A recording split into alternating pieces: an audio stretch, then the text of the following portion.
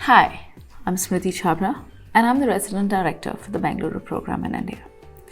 And today I'm going to take you for a drive around this fun and crazy and beautiful city of Bengaluru. What I wanted to keep in mind is that we are a country of 1 billion people.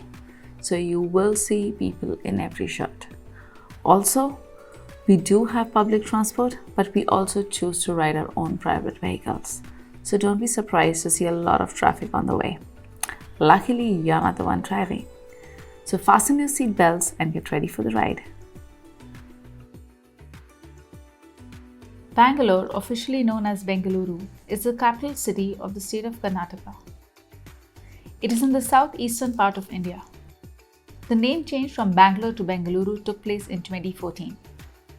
You will find many people shuffling between Bangalore and Bengaluru when they talk. Bangalore also goes by a few more names popularly: the Garden City for its many gardens or parks, Startup City because it has a great entrepreneurial ecosystem, and the Silicon Valley of India as it is home to hundreds of IT firms. You will be surprised how technology is integrated in people's lives. USAC program is hosted at Christ University, which is in the heart of the city. The campus has huge libraries, cafeterias, amphitheatre, football and basketball grounds. And all of these are accessible to the students. The university has a diverse mix of more than 12,000 students from various parts of India and the world. There are festivals, competitions and activities happening around the year. Participating in these is one of the best ways students in the past have made friends. The videos are a mix of pre-COVID time and post-COVID times. In the post-COVID time, the university requires students to wear masks at all times, use sanitizers. You will notice sanitizer stands in few of the videos. Wash hands often and maintain social distance. They have placement marks outside and inside elevators and other places around the campus to remind people of the same. Christ is a zero-waste campus. All the waste is segregated and recycled. We are right now at Parivartan, which is a paper recycling unit on campus.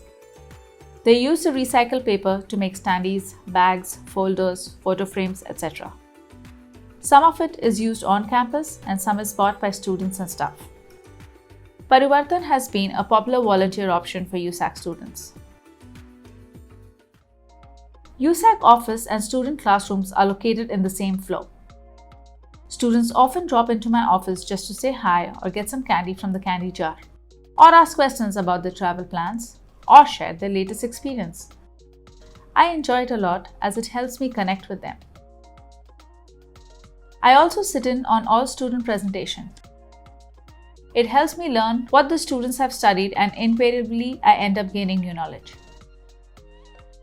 One of their favorite fun classes is Bollywood dance, and at the end of the term they get to perform in front of the whole university. It is quite a sought after performance. Students have an option to pick between dorms or private room apartments away from campus.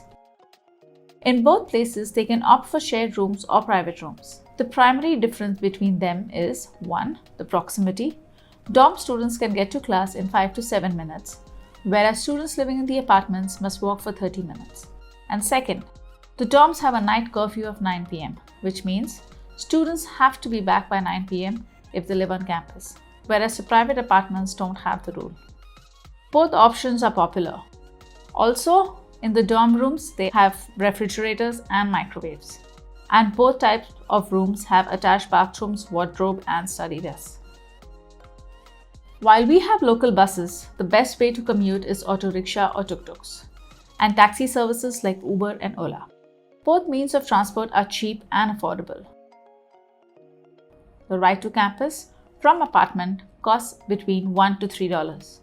Students use the same commute options to travel around the city, and if they split the fare, which they often do, works very economically for them. Being the IT hub, Bengaluru is home to expats from all over the world, which also means Bangalore has a lot more food options besides Indian. There is American, of course, Italian, Mexican, Japanese, Thai, etc. etc. Of course, our all-time favorite is Indian food. It is a misconception that Indians only eat spicy food. We do eat a lot of spices as we are used to many flavors dancing in our mouths at one go. But spices do not always imply chili. During orientation, we teach students how to eat with hands as most Indians eat with their hands. They say the food tastes better because you end up using all your senses, including the sense of touch. It takes a few trials, but students love it. Besides going out and eating, students love to order in using apps like Swiggy and Zomato, which is similar to Uber Eats. The food and delivery options available are affordable and provide a vast variety of options. Students have the option to order groceries online. But when I am in a new city, I like to visit supermarkets. That way I get to explore the local options available. There are Target equivalent stores like Spar or Big Bazaar, where students can pick fresh produce, toiletries, masalas for cooking, basically everything. Have you ever bargained before? Bought a $10 scarf for $5? You can do that at local bazaars or markets here. One of the popular local markets where students love to shop is Commercial Street. They buy kurtas, which are Indian long tops, for their time here and buy all kinds of Indian gifts for people back home before leaving. We also have huge malls around the city for the more brand-conscious students, where you can't bargain, but you can enjoy purchasing in an air-conditioned environment. Besides shopping, there are parks that students like to visit.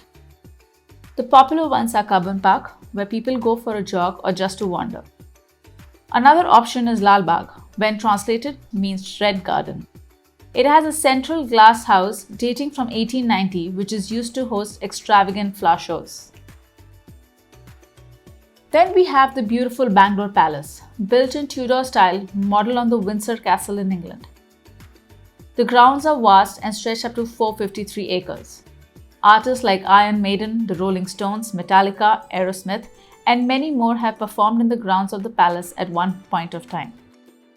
This is also popularly used for weddings in India. This is Chitrakala Parishad. It comprises a network of museums, art galleries that display a valuable collection of pan-Indian folk, traditional, modern, and contemporary art. Bangalore gives a huge importance to art and literary fields. It also hosts a lot of literature festivals and film and music festivals. Bangalore has a lot of beautiful churches, temples, mosques, and gurdwaras.